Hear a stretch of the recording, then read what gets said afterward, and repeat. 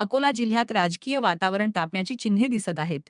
वंचित बहुजन आघाडीने भाजपचे आमदार हरीश पिंपळे यांच्यावर गंभीर आरोप करत जोरदार टीका केली आहे. वंचित बहुजन आघाडीच्या निवेदनानुसार आमदार हरीश पिंपळे हे आपल्या मतदारसंघातील विकास कामांकडे दुर्लक्ष करत असल्याचा आरोप करण्यात आला आहे. विशेषतः महिलांच्या सक्षमीकरणासाठी कोणतेही ठोस पाऊल उचलले गेले नसल्याचे सांगण्यात आले आहे. नागरिकांना पाणी टंचाई, बेरोजगारी, रस्ते आणि शेतीसारख्या मूलभूत समस्यांना सामोरे जावे लागत असताना आमदार मात्र निष्क्रिय असल्याचा आरोप करण्यात आला आहे. दरम्यान, जिल्हा परिषदेमार्फत मंजूर करण्यात आलेल्या सभागृहाच्या बांधकामावरूनही वाद निर्माण झाला आहे.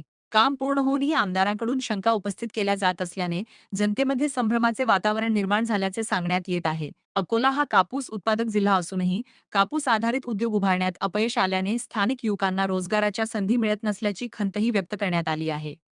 डॉक्टर बाबासाहेब आंबेडकर यांच्या संकल्पनेतून उभारण्यात आलेल्या महिलांच्या प्रशिक्षण केंद्रांचा योग्य वापर होत नसल्याचाही मुद्दा उपस्थित करण्यात आला आहे.